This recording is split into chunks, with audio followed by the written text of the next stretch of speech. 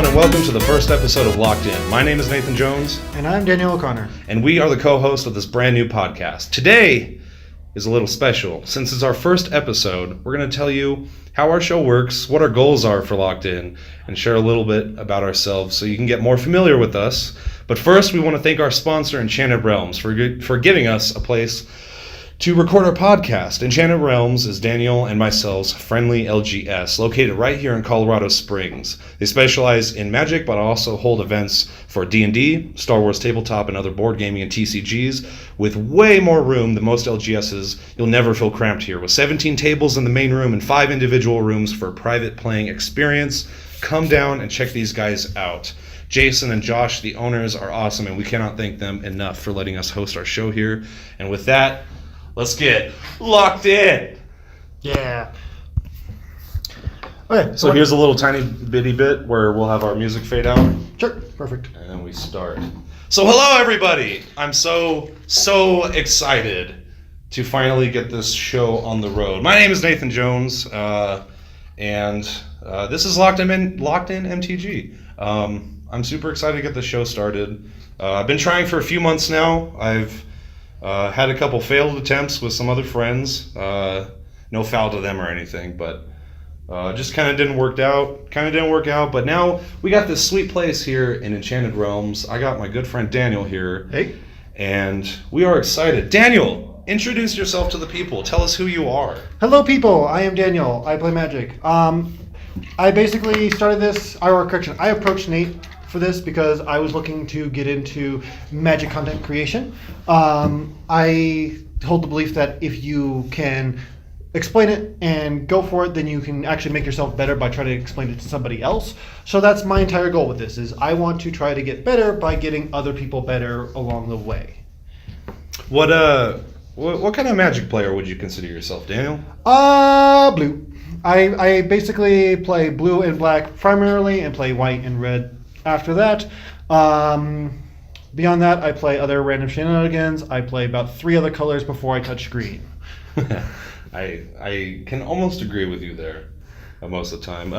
What about competitively? How do you see yourself as a Magic player competitively? I kind of see Magic as 4 tiers as far as competitiveness goes. There's kitchen table grinders, F&M grinders, competitive REL grinders, and like professional grinders. Those are kind of like where I break down the 4 tiers of competitive play.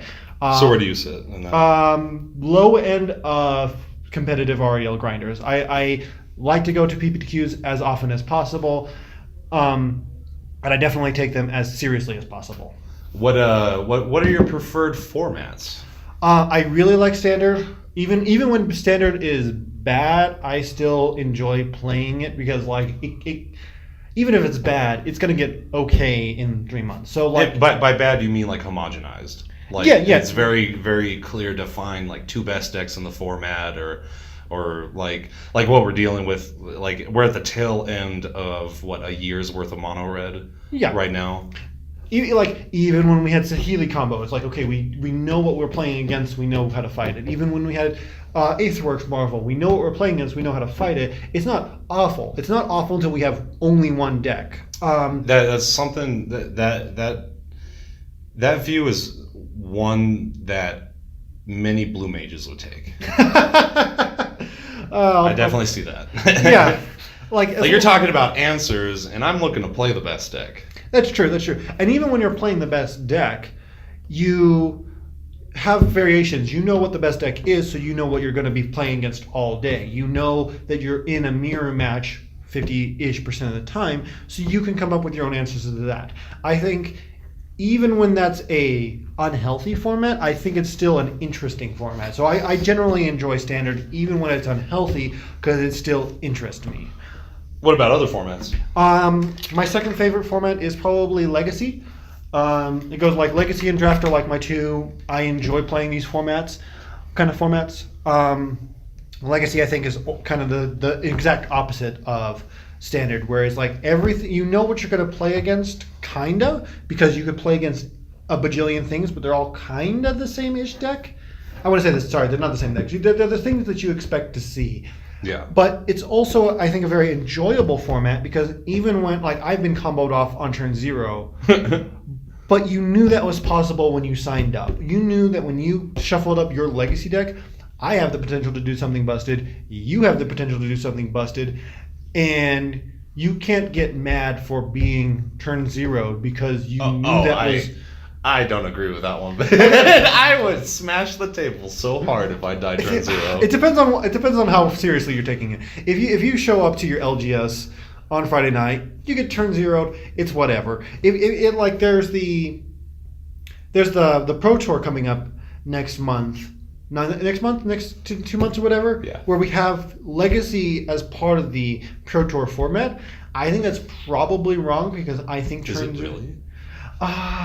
Is I it think like team limited or I mean team unified? It's team constructed, I believe. So it's going to be a Legacy and Modern. And yeah, sweet. So 1/3 of the field is going to be Legacy decks, and I personally don't know if that's wrong. I mean, it's going to be cool regardless. We're going to see tier 1 Legacy play. Yeah, that doesn't happen very often at the Pro Tour. Yeah, so regardless of how correct it is to be playing something like that, I think it's going to be very enjoyable to watch. That being said, it's like I don't know if that's healthy because it's like now how much of the field is going to be on these weird turn 0 decks, how much of the field is going to be on Force of Will decks, and being turn 0'd when you have that much at stake does have some risk to it. But again, you know that's an option when you sign up for the format. Are there any other formats you enjoy playing? I kind of dislike Modern personally, but that's mostly because Modern is touted as the you can play anything you want format, and while it is currently in this state of there are 50 available decks, I'm not a fan of Modern currently because it feels like 40 of those decks are linear decks. The matchups look like 2 ships passing in the night, who's doing their thing first. Yep. And I don't think that's enjoyable Magic. I think enjoyable Magic is when you have decisions that you can make during the course of the game that matter, and while you're making the correct decisions, this leads you to victory to be able to say, I am making correct decisions, and that pays off for me. When you have decks where I'm only making my decisions because I'm used to them and my opponent's only making their decisions, we don't get to interact, I don't think that's enjoyable Magic, but I also don't think that's like correct Magic to be having any stakes on, because now it's not about who's playing Magic, it's about who got paired up against who and who drew better, and I don't think that's enjoyable Magic. Yeah, the Modern format has been feeling like that for a while now. I mean, to be fair, like it was in a really good spot for a really long time, where you had a pretty varying list of tier 1 decks. And it really did feel like, for like a year and a half or so, it really did feel like you can play almost anything and find some kind of... I mean, you really can in Modern play anything and find some kind of success with it. If you get really good with it and you're knowledgeable about the format. But man, Dude, let me tell you how much it sucks to go to Grand Prix Vegas and play against 6 Tron decks out of your first 8 rounds. That does not sound fun. Yeah, that doesn't sound... Unless you were on Storm. I mean, no, I was not. I was on a very fair deck, an interactable deck. So I guess I can understand that. I don't know. It's just in such a weird spot. There's definitely years where I love Modern, and then there's years where I don't touch the format all year long. And I feel like we're starting to get into that. I'm not going to be touching Modern for a little while. Kind of like it's just becoming a little sterile, the format. Oh, I completely agree, and that kind of goes back to why I enjoy playing Standard, because if it's not a good format, you don't enjoy playing it for whatever reason, you only have to wait 3 months. Go play Legacy for 3 months. Go play Modern for 3 months, whatever. You have options for Standard that is just like, if you really don't want to play it, you can go play something else for 3 months and then come back to it. So, primarily a Blue Mage. You consider yourself a competitive REL grinder. Yes. You specifically hate Tron a lot, from the sounds of it. Right? Am I too far off? I would say that if I took Modern more seriously, I would hate Tron, but I don't take Modern seriously enough to hate fair. Tron. But fair. I definitely don't like its existence. How long have you been playing Magic? My first set was Gate Crash in February of 2013 was when I got into Magic. Wow, that's crazy. Crazy good or crazy bad? No, it's just I don't know. I kind of assumed that you had been playing for a lot longer than that.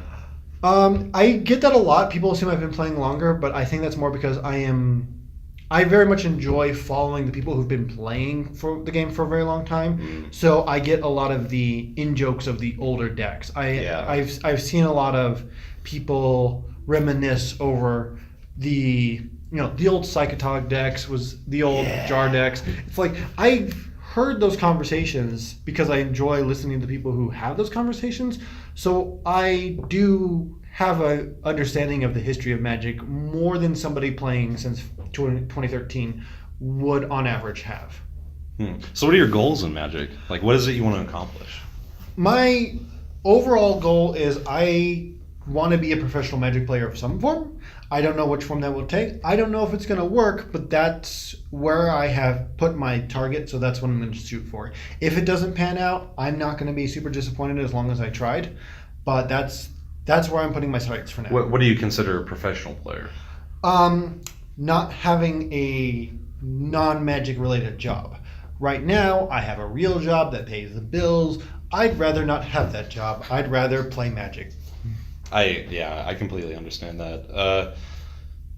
So I guess that kind of segues into myself. Go for it. So yeah, my name is Nathan. I have been playing Magic on and off for a really long time. My first pack I ever cracked was Alliances. Dang. That was the first pack ever. I was a kiddo. I didn't know what I was doing. But it was cool. Still have any of those Force Wheels? No, not anymore. Honestly, I couldn't even tell you if I even opened one from back then. I'm talking about like I opened 2 packs of Alliances. Nice. And then got like dollar bin cards from my LGS or comic book store when I was a kiddo. But yeah, I played on and off since I was, just a little kid. I must have been like 6 or 8 when I got my first packs. It started with collecting Pokemon cards, but nobody ever played that game when I was growing up. I heard the card game was bad. It was very, very bad when it started. I eventually learned how to play, but I digress. It's circle back to the real game. So it was about middle school time. I had found a group of kids who were playing Magic. I got super interested into it. Started playing kitchen table Magic, probably about 12 years old. Nice. And it was super casual. And then when I turned about 16, that's when, I must have been about 16 or 18, right around there. And that's when we were going through the Mirrodin Innistrad era. Uh-huh. And that's when I started getting super into Magic. That makes sense. I started getting like really into it, going to like F&Ms, things like that, learning about the game and people in the game. And it wasn't until maybe about 2 years ago now, about a year and a half, 2 years ago, right when I moved to Colorado. I moved here with the intention of trying to accomplish something in Magic because in Colorado the Magic scene is pretty big. We have a lot of the Channel Fireball guys up in Denver. A lot of those like pro players. There's the quality of player in the Denver, Colorado Springs area is really high. So yeah, about a year and a half ago, I got super into Magic, and I decided to start pursuing it like competitively. I never really had anything in mind. I just wanted to play really well. I love the game. I love to play it any time I can get, really.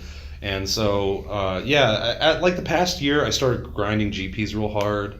And I love it. So what are your goals then going forward? My goals for Magic, I guess it's kind of the same as you. I want to be in some fashion a professional player. Like I want to have a job where I can write about Magic, I can produce content about Magic, and I can play Magic, all the while traveling with friends. And I'm trying to I would like to achieve that. I'm not looking for money, I'm not looking for anything in particular. I just really love this game, and I spent a lot of years grinding away at jobs that were very unfulfilling and made a lot of money. And it took me a lot of years to figure out that that's not what makes you happy. And so here I am. I moved to Colorado to try to pursue something that I would actually enjoy. So yeah, I definitely my goals for Magic are I want to top 8 a Grand Prix. I want to attend a Pro Tour. Not even necessarily win right now. I just would like to, say that I played. You want an invite ticket? Like I want to be Nathan Jones, Pro Tour competitor. You know what I mean? Yes. So like eventually on this podcast we'll have Pro Tour competitors on here. That's the goal. That's the goal. But yeah, I mean, I've been looking to start Magic content for a while now. I know it's a little hard. People have to work and pay bills and stuff. And I started projects earlier with some friends of ours, and it all just kind of fell through. It's really no one's fault. Everyone just got busy with work and stuff. And I feel like I'm at a spot now where we've kind of simplified things down, and it's just the two of us. And it makes everything a whole lot easier. We're not relying on 5 people to produce a show. We're kind of just bare boning it right now until we get situated, and so those are my goals for Magic. As far as the show itself, I really want to produce like some kind of content that is like inclusive for both newer players and for experienced players. I really want to use this platform as a way to like push myself to become better, to keep pushing myself to keep attending Grand Prix and PPTQs, things like that. Like an accountability thing. When you are telling the public world, I am doing a thing, now the public world sees you doing the thing, and it creates this feedback loop of you doing the thing. Right, and that's like kind of like the idea of being locked in. Yeah. Right? Like really good segue into the name of our show. But that's the idea, is like I want to completely immerse myself in the culture and the community and the content, the 3 big C's, and see what kind of comes out of the other end. I think that I have a lot of knowledgeable things to say. I think that I'm skilled enough as a player to put up good results. And I think that might be enough to attract some kind of audience that wants to like help participate. And eventually, hopefully, this show kind of turns into like a hub for players to, come together to, plan for trips to GPs, or, oh, hey, this new card got spoiled. Let's talk about where this fits in this format, or, you know what I mean? Yeah. You. This is one of those things like we want to be. It's not a 2 dudes talking podcast. This wants to be a 2 dudes talking with people podcast. Right. It's like the show itself is kind of the starting point where everybody comes together for the start of the week, but then everybody together talks about the Magic at whole with each other. Yeah, and like I understand that this this is episode 0. We're really just here to like introduce ourselves and kind of like get our first like wave of content out, and like kind of get a feel for how we're going to be running things. And we have big plans. Like what are your goals for the show in the long run? I don't know what my goals for the show are long term. I just want to keep doing it. I really enjoy talking about Magic. You guys are going to probably notice, Nathan has already brought it up, I talk fast because I enjoy talking about Magic. So that's what I want to do. I really just want to share my thoughts on the game with other people. I want them to share it back. I want to make sure I'm not crazy, etc., etc. I want to talk to other people about Magic. This is like, I really enjoy playing at real Magic events because I enjoy the other people at Magic events. Then I also enjoy the game at Magic, sitting there at the table actually playing the game. But between rounds, I love talking to people about Magic. So this is what the show is I want to talk to people about Magic. Talk to Nathan about Magic, talk to you guys about Magic. I like that. That's a good place to start. Yeah. I mean, we don't necessarily have to have any goals, right? No. Like it's just awesome to be in here talking about it. Like finally getting it rolling. Wrapping back around to you, you talked about who you are, where you came from. What kind of formats do you like? What kind of cards do you like? What formats do I like? I guess numero uno for me is standard, and that's because for no other reason other than I'm a Magic grinder, right? So that's our premier format. Agreed. And that's the one I'm generally most knowledgeable about. I'm really I guess if I sat down, if it's a new format and it's fresh, I'll sit down. I'll just jam some games as standard. But at the tail end of a format, I generally that's not the format that I like to go to play. That's fair. Other than that, I love limited. I'm a big limited fan. You'll find me scouring, different Reddit posts and different MTG content websites like Goldfish and anything like that. Just like figuring out all the fine details of limited format that we're about to jump into.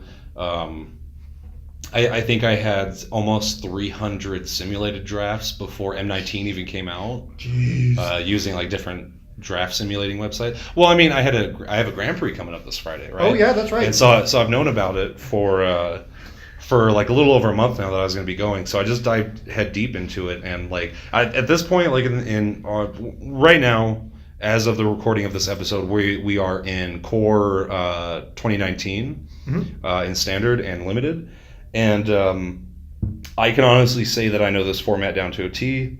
I know how creatures match up against other creatures, and how this 2-drop matches up with most of the 3-drops in the format. You understand the ins and outs of the format. Yeah, when it comes down to it, I guess I'm really the type of player that likes to break down statistics and numbers, and I like to understand like the percentages of the cards that I'm playing and things like that. Like that's important to me as a player, just because the more information you have, generally, the better you can perform. Yeah. When you are absorbing the Magic format, whatever you're absorbing across the whole week, you're understanding each interaction in the format, you're going to be better equipped to go into a tournament, and you're going to see the same things during the whole tournament that you've already seen 20, 50, 100 times during your week. So you're not jumping into a format completely bare in the Grand Prix. You are basically running through all the motions that you've already prepared for.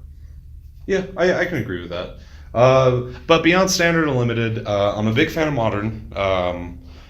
I've been playing modern since its inception. Back when Post was a thing. Back when Post and Hypergenesis were cards. Yeah. I've been playing it pretty much nonstop. I mean, on and off, to be fair. Since then, sometimes I'll take a year off or whatever, just depending on how the format devolves, like it likes to every once in a while. I don't know, man. The past year, I just barely got into Commander. Wow. That's a cool format. That's for like when I just want to enjoy some casual Magic, have fun. But I've found I'm a super competitive player. Like I'm always talking about statistics and formats and things like that. And like here I am a year ago. Somebody, what deck was it that came out? Inala. Archmage Ritualist. I saw that card and I was like, dude, I have a stack of wizards at my house. I was like, I'm just going to buy this deck, jam them all in, and see what happens. And I went to Commander Night with some friends at our LGS, and I fell in love with it. I'm working on I just finished my third Commander deck. Wow. At this point. I mean, to be fair, most of them is because I already had all these cards for playing all these years. But yeah, I got my third Commander deck now. Other than that, I do really love Legacy. I haven't been able to play it. I haven't been able to play it for the past year and a half or so. I ended up, through an accident, losing all my Legacy cards. So I haven't been playing the format. Yeah, it is what it is. But yeah, so since I lost all those Legacy cards, I haven't been playing it pretty much at all. I played 2 events borrowing other people's decks in the past year and a half. And they were both... one was a side event at a GP, and one was an F&M. So I love the format, absolutely love watching it. I feel like I understand it pretty well. I just don't play it anymore. Yeah, that makes sense. Yeah, it's hard to get into Legacy, and then when you got kicked out of Legacy, it's hard to get. It's even harder to get back in just because of the moral. Yeah, problems. well, when I had first built my Legacy deck, man, the whole deck was only like. What deck did you play? I played like a lot of blue Delver decks. Makes sense. A whole lot of blue Delver decks, and then at one point I played Show and Tell for a while, but I ended up trading those pieces away for like modern cards and stuff. Yeah, that makes sense. So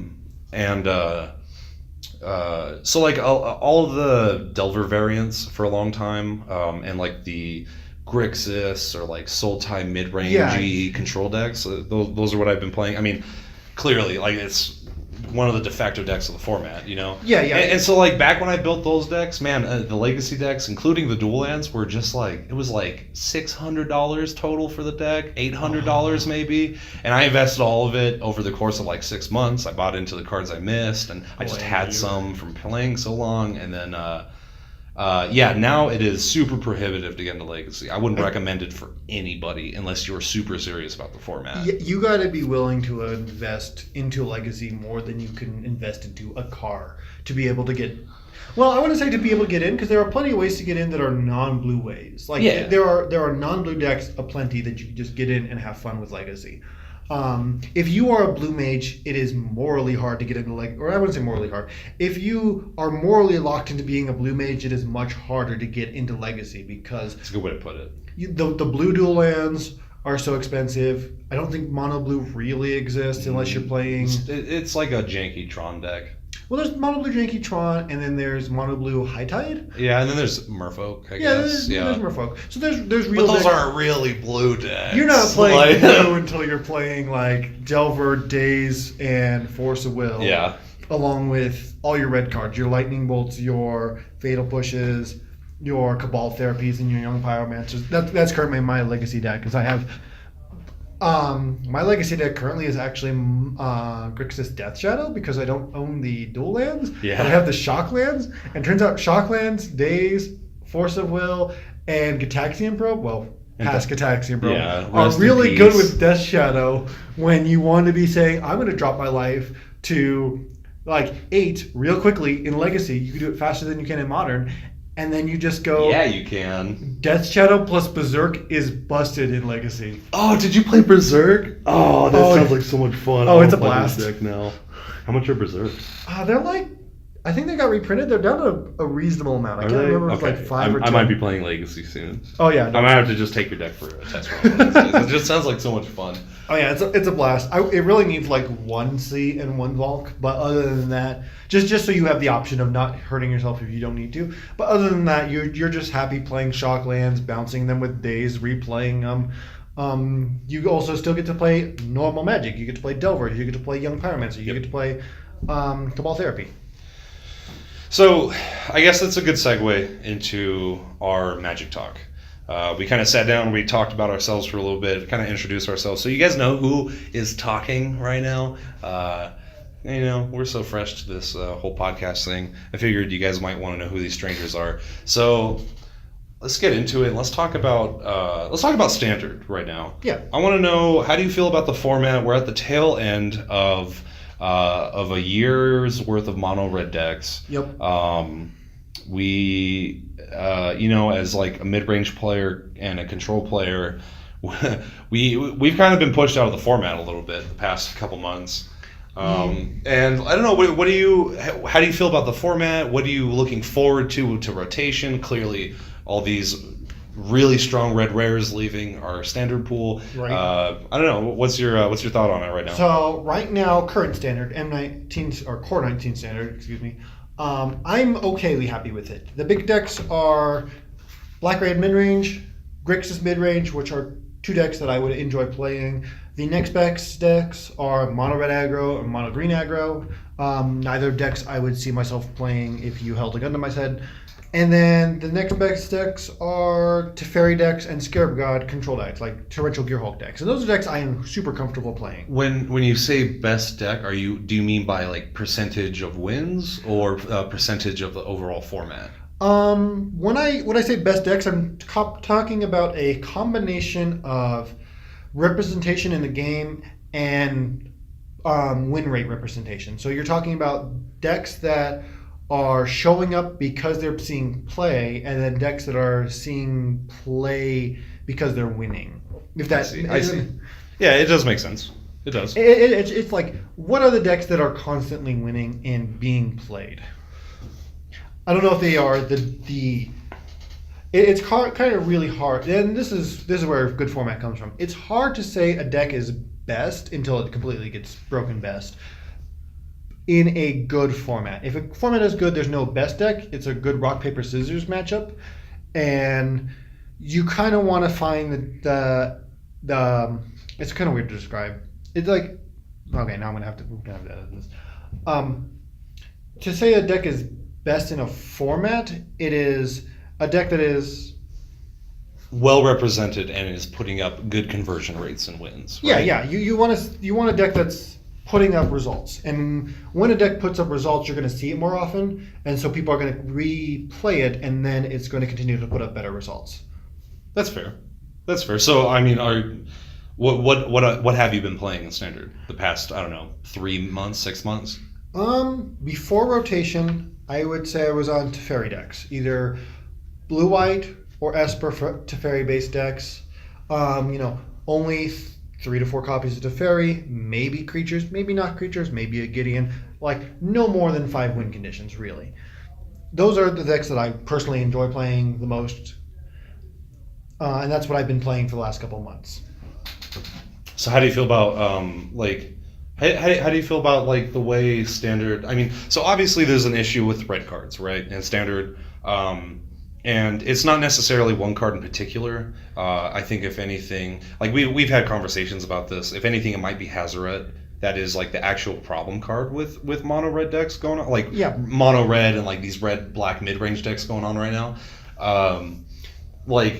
Is this a symptom of Wizards of the Coast decision to go back on the rotation schedule that happened, a couple years ago now, where like now we're kind of see the ripple effects of that happening, where it's like these cards should have been already rotated out, and now because they're not, we have like an overrepresentation of really strong red aggressive cards.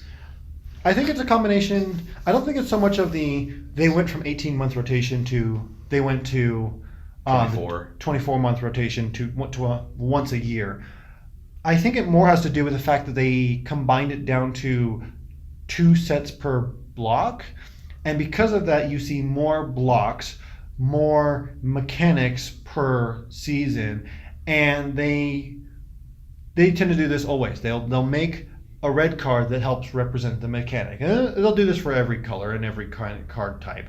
But they'll make a card that represents the mechanics of the set and kind of flushes out the set. This is the red card of the set. This is the Hazoret card of the set this is Hazoret, it's the red card of the set. So they'll make a red card every set. And because we have 8 sets worth of Magic now, we have 8 busted red cards. Which I don't think that it points more towards the 18-month rotation cycle. I think that just points towards their condensing of 3 sets per block to 2 sets per block. So do you think that this idea to switch to the 1 set block idea that they have now, where each set is its individual thing, is that going to help Standard in the long run? It really depends on how much they notice. I don't know, because it's weird. Like I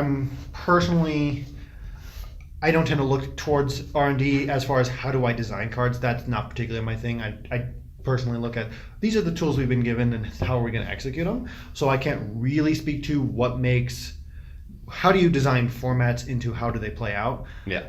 But I would say definitely if you are looking at the next couple of years worth of formats, if they're going to keep following this pattern of every set gets a nice red toy, then you're going to see correction.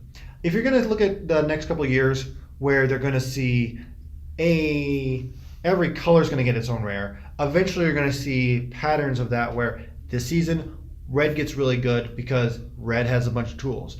And maybe in a year and a half from now, blue has a bunch of mythic rares because they just planted on blue mythic in every set, and blue's very good. Same thing, like we're looking at green right now. Green has a bunch of very powerful tools across the curve, and because of that, mono green gets to be very powerful. Right now, it's mostly red because I think red is the best at what it's doing, but like green's very good right now. Blue's actually surprisingly good right now. The red decks are just so good, though. Yeah, they're so much better than all the other colors right now. I feel like just playing in Standard oh man, like it's aggressive, it's mid-range, it's top end, it has reach, it has the best removal, it's insane right now, right? Yeah, like red has all the toys right now. Like the obviously like the format, like it's being represented pretty well across the color pie. If you look at the total decks and you look at the total types of deck you have, then yeah, it's very easy to see a metagame that is represented by a lot of different styles of decks. You can play the far end of control, you can play the far end of aggro. But the power level of I feel like we didn't see it coming. Like the power level of Bomat Courier, like people slept on that card really hard, and like now it might be. It's probably the second best card in the deck.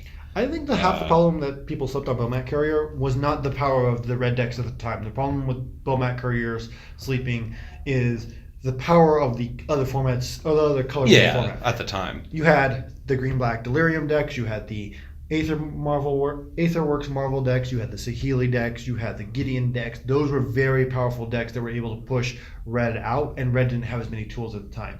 Once those cards rotated out or got banned, you're able to see this rise of all these red decks that are like, nobody's really touched these toys, and now that combo decks and very powerful mid-range decks have been pushed out via the rotation or bannings, now you have this, what is basically an aggro mid-range deck. It has the ability to go long with cards like Chandra, Glorybringer, and Hazaret, but it's also just the ability to kill you on turn 4, where you're playing, Beaumont into Karizev, into Chain Whirler, into Captain Lannery Storm, into Earthshaker Kenra, and Uncrop Crasher. Like, it has amazing cards across the curve to be able to do what it wants on any curve.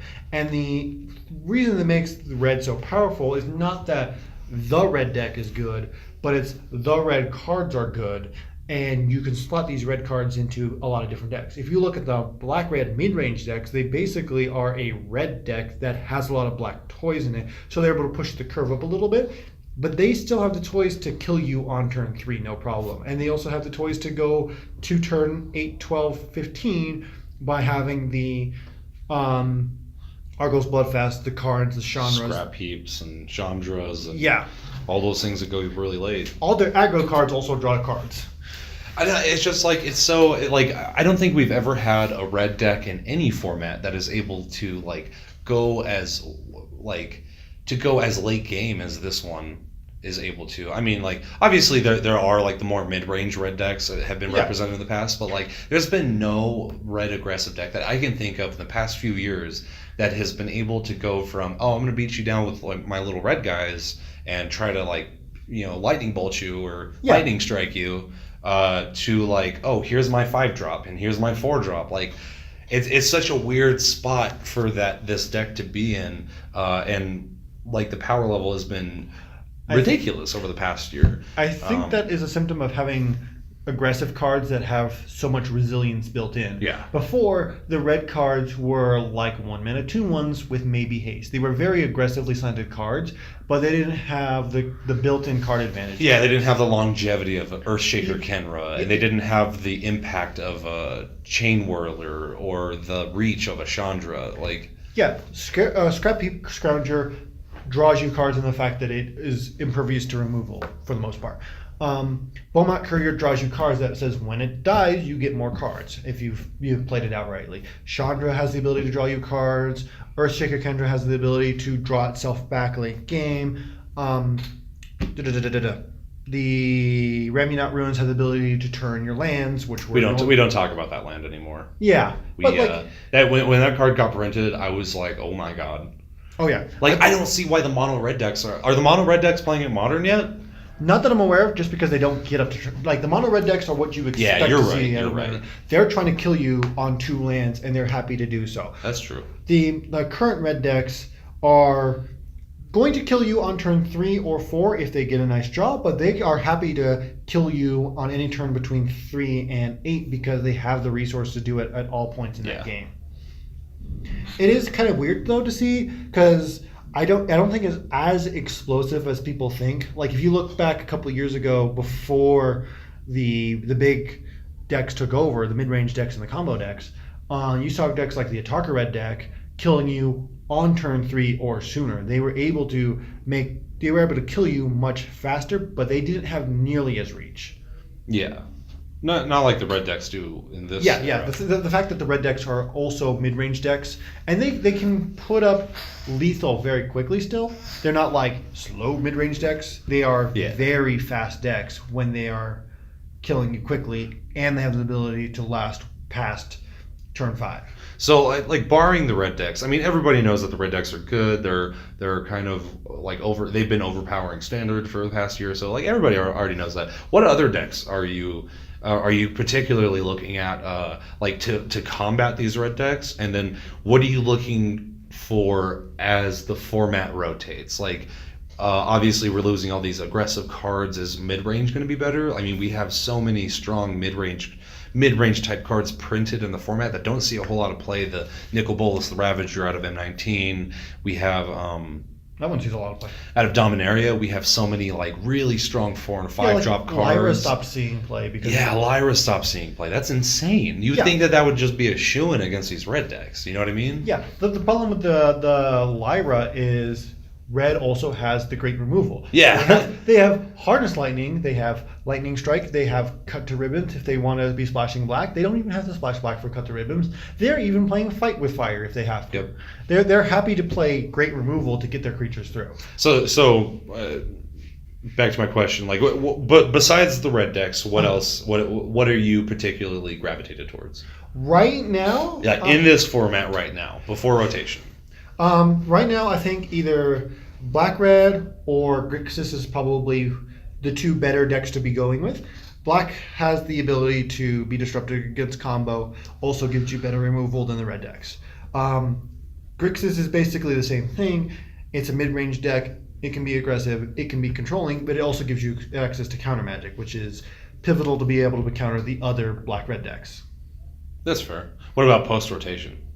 Post-rotation. I mean, obviously it's kind of hard, but I'm kind of curious, just from a speculation from the information that we have now. How do you feel? Knowing that we're going into Ravnica primarily two color, and I think they've already confirmed it's ally colored sets, right? As far as I can tell, Guilds of Ravnica, the first one out, is going to be Selesnya, Boros, Dimir, Izzet, and Golgari. They have this weird little start. Whoa, that's weird. That's the first set. And so we're getting like, it's almost like a wedge block then, in a weird way.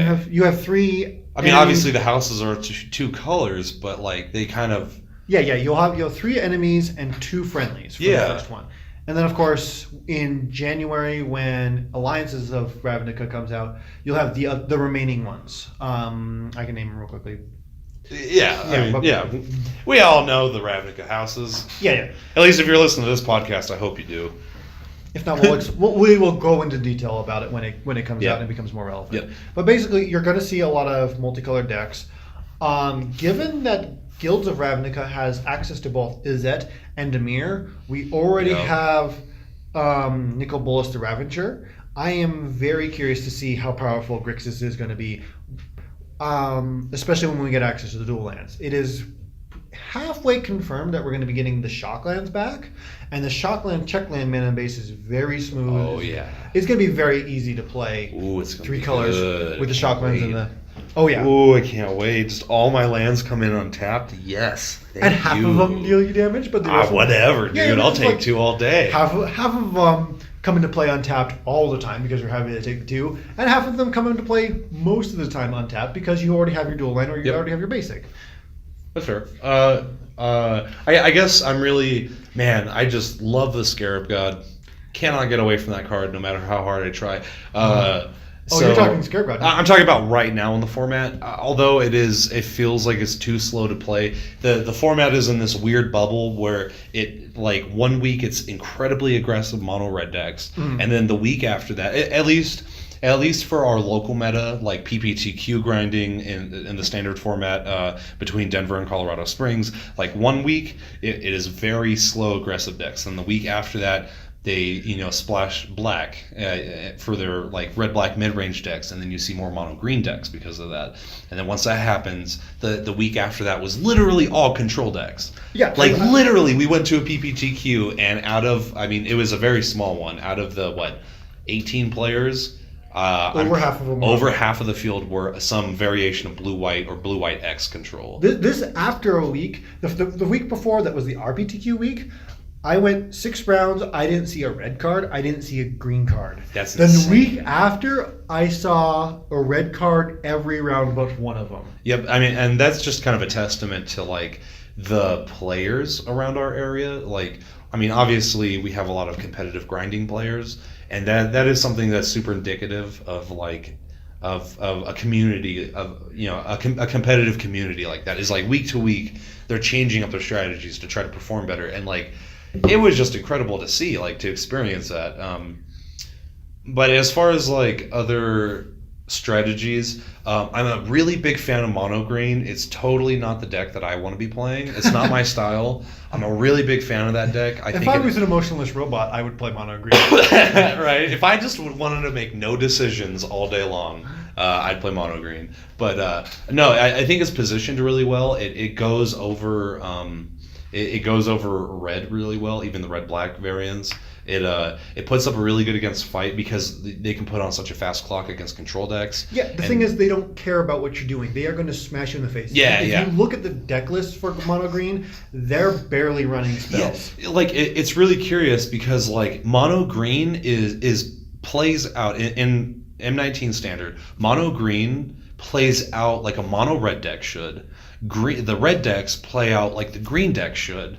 And blue decks are just stifled the entire way because the creatures are so aggressive. Yeah, the creatures are so hard to deal with. Like, you have to be playing Fumigate or Settle or Cleansing Nova to be able to deal with the cards like the Green Mare. What's the green? Vine Mare. And the Hexproof Obnoxious and terrible one. Vine Mare got printed. Yeah. And I decided as soon as I saw the spoiler for Vine Mare, I'm not playing Control anymore. Yeah, it was literally Vine Mare being printed, not being smashed down by red decks for a year, not being galted. Yeah. Not being galted super hard on turn 4 or whatever. It was Vine Mare, and knowing that if somebody resolved that on me on turn 4 and I didn't have an answer that turn, I was just going to lose the game. Yeah, because the problem is, like, it's a 5/3. It puts on such an aggressive clock on combination with its right on curve after the Steel Leaf Champion. You have 2 5-mana or 5-power cards that are going to be beating down incredibly quickly. The Vine Mare is incredibly hard to deal with. And the thing, in order to beat the green decks, you have to be playing white. Yep. And once you commit yourself to be playing white sweepers, you lose to red decks. You don't even lose to red decks. You do though. Yeah, like once you commit to playing white, you tend to lose to the red decks. Yeah, because now you're leaning on your.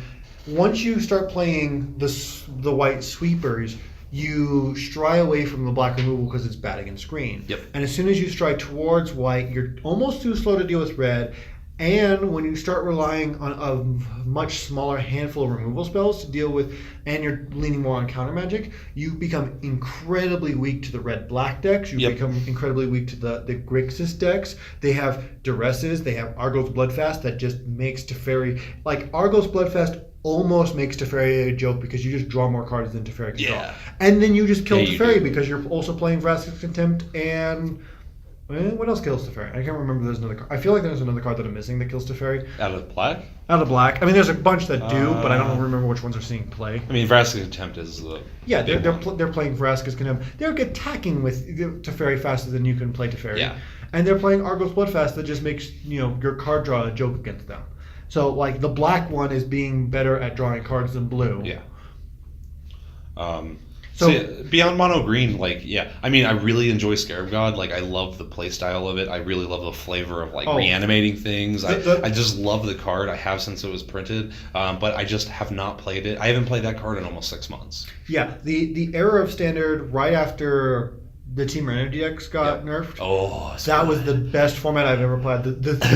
I remember reading an article titled "The Scarab Wars" because it was basically who was playing Scarab God, who was playing the stuff to beat Scarab God in their Scarab God decks, who was going under Scarab God and going over Scarab God. It was a very interesting format because everything felt like good fair magic. You were still playing fair magic. You still had decisions to make. You still had options at every stage of the game.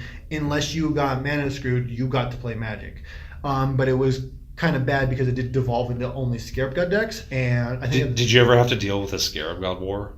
Like, I mean, like, did you Yeah. ever have When like I have Scarab- like your Scarab God, the opponent has their Scarab God, all 8 of your lands are untapped, all 8 lands of theirs is untapped, and nobody will reanimate anything Oh, the worst was when or play a card.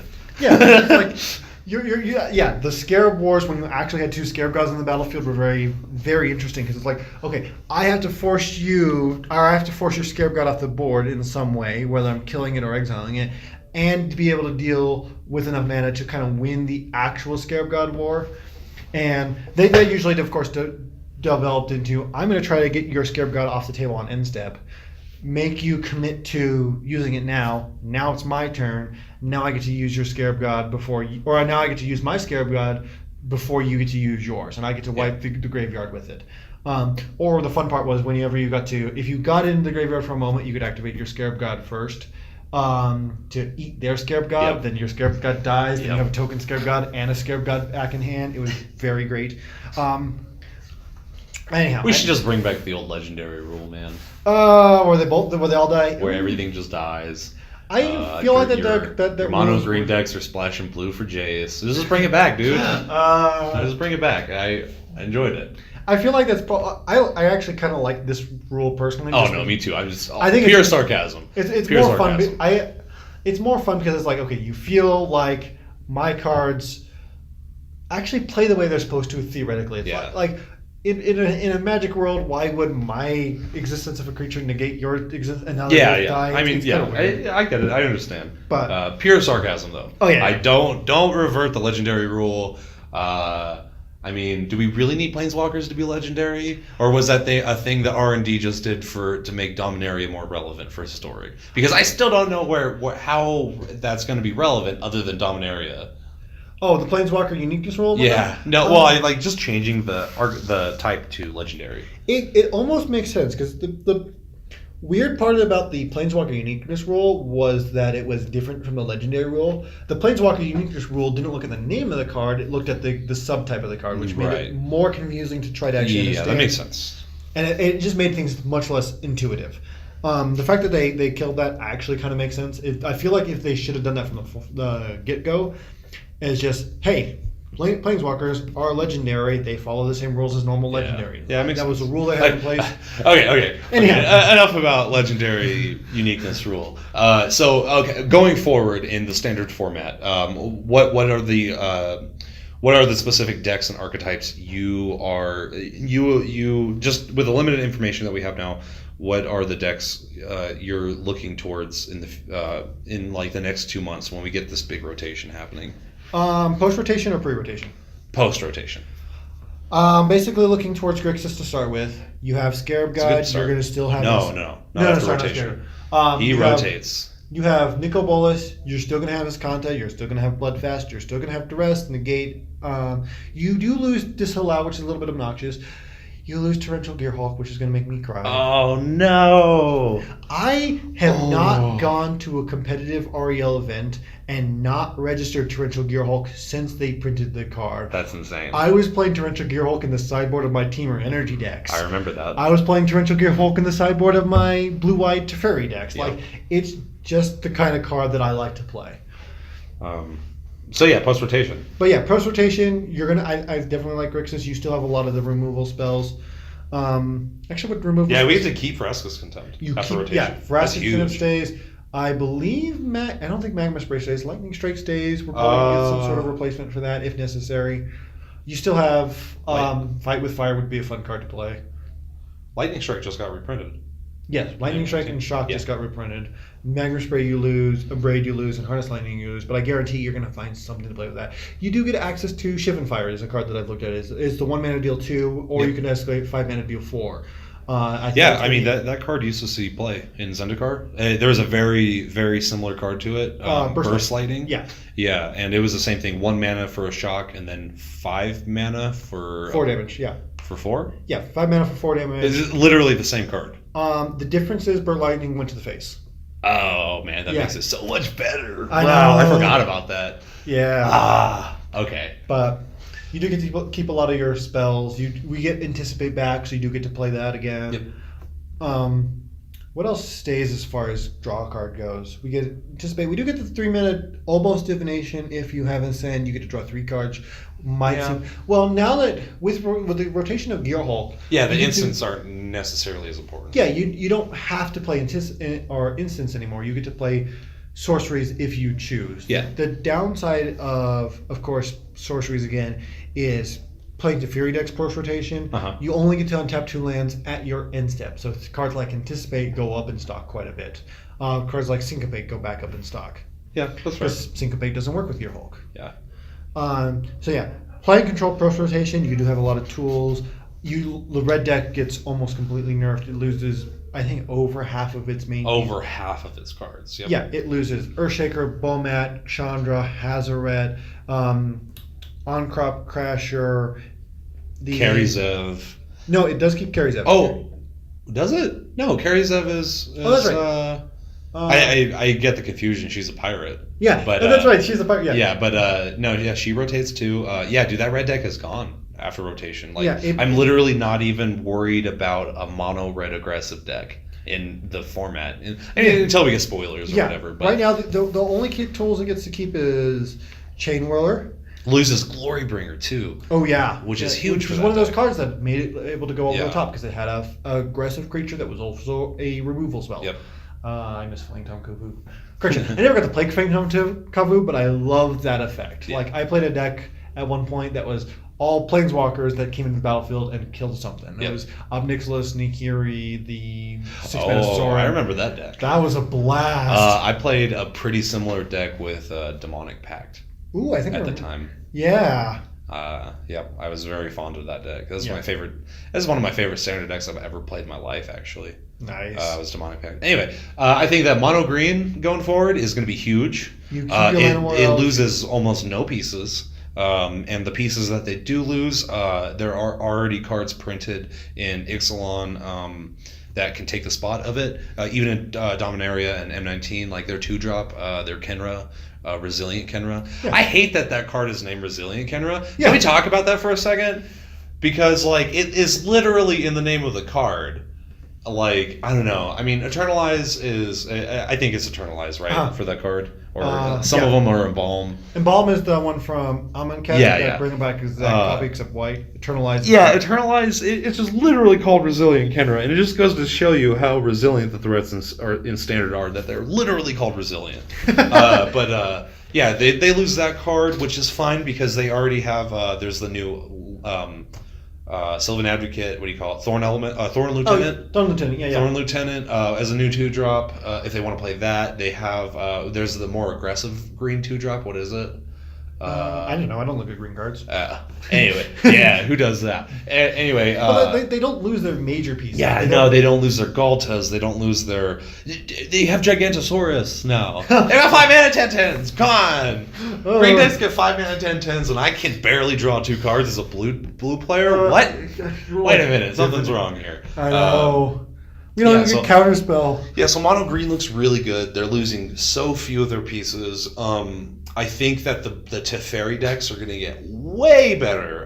Teferi is such a powerful card. And in a format where you don't have to worry about dying because you played a turn 5 Planeswalker, it's going to be... I really think that the whole meta is going to shift 30% clockwise and you go from a red black main with green and blue being the tertiary colors to being a green, white, blue, and black being the next best color. Yeah, and I really do feel like red will probably be the worst color in the format after rotation because they are losing so many tools. I mean, obviously we don't know I'm curious. because of spoilers and everything, but just with the power level of the colors that are already represented and how many things red are losing, I'm pretty sure that red will be one of the weaker colors. They always have their good cards or whatever, but I think red goes to goblins. If we get any goblins in Ravnica, we already have a goblin lord. We have the 5-drop goblin that makes 3 more goblins.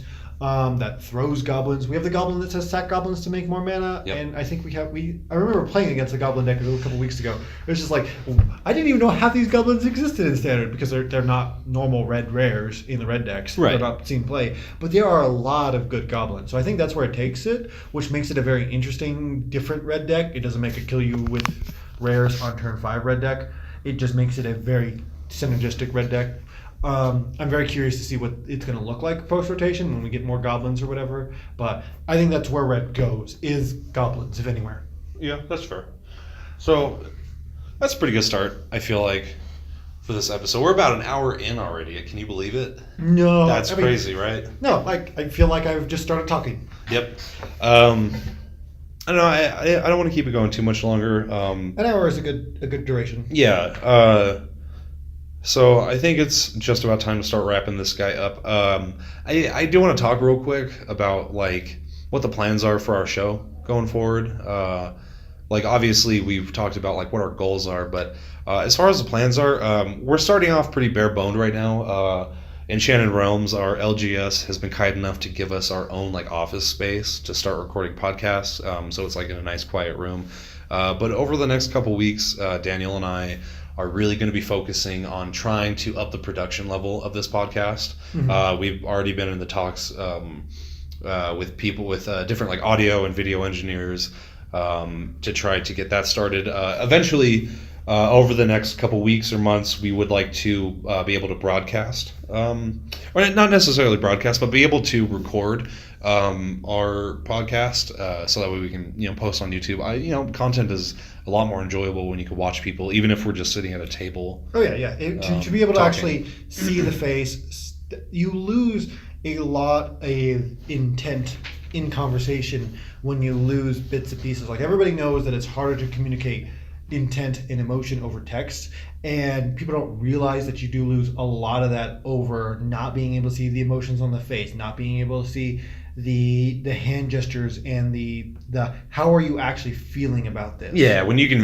visually see like a reaction to something, like it just makes the content so much better. So like Daniel and I are very much under the idea that like we just need to jump in, feet first, get our toes wet, and just start producing content. So that's what we're doing. We are recording with as very little equipment as we possibly can, but we plan on changing that very soon. We are, at least I'm pretty dedicated on making this thing last for a while. I want to find some success in it. So I just, it's important to share. It'll be cool to look back, episode 0 and be like, oh yeah, we'll get a camera one day, guys. like, you know what I mean? So like that's, I guess that's really important to share with people is like, and this episode, it being episode 0, like we really want to spend some time to introduce ourselves and things like that. But going forward in the episodes to come, it's going to be much more refined. We're not just going to jump in and kind of talk about ourselves and things like that. We'll have very specific things to talk about. It's important to note that being the Magic grinders that we are, that a lot of our content will be focused on standard. There will be some talk, I'm sure, when a new set comes out about limited. I know, Daniel, you are not very knowledgeable on limited overall. Depends on the format. If I enjoy the format, I will dive deep into the format. If I spend the first 2 weeks of the format playing it and I just don't enjoy it at all, I just don't care anymore. Yeah. But yeah, that's just a personal thing. So yeah, that's really important to know. Yeah, we are super excited to get this content underway. I hope that one day, like, we would like to be able to like share our experiences on our travels to like PPTQs and GPs. I have a trip planned for Minneapolis this Friday that I've been preparing for. That'll make a great episode 1. Yeah. That's the idea. Is like we can come back fresh from this weekend. I'll have something cool to talk about, and we can jump into it. But yeah, so just so like listeners at home know, our content will mostly be covering standard, limited, how we are doing in a format, and we're also very not opposed to getting like a third person in here to talk about other topics. Like I'm very interested in like the financial aspect of Magic. I'm very interested in like one of our very first episodes. I would like to get Jason and Josh, one of them, in here to talk about what's it like to run an LGS and things like that. And what are things that as a player you would be benefited to know What does it help to know as a player to help make the store better? Yeah, that's fair. That's fair. So like, while I think that our goals are definitely very skewed towards us becoming better and helping other people becoming better, and to kind of like lock ourselves in to make sure that we stay on this track, to try to achieve something in Magic, because that's the goal. Yeah. I don't know. It's just kind of a wild ride, and I hope that you guys are prepared for it, because I'm not, and I'm super excited. Yeah, this is one of those things where it's like, it's not about the goal, it's about the journey. It's about actually going every day, playing more Magic, getting better little by little. It's about enjoying Magic and playing Magic and talking to other people who also enjoy playing Magic. Yeah, that's fair. So I think with that, we're about, an hour and 5 or so into it. I think it's just about good to close this guy down now. But before we get out of here, I'd like to give another special thanks to our sponsors, Enchanted Realms, located here at Colorado Springs.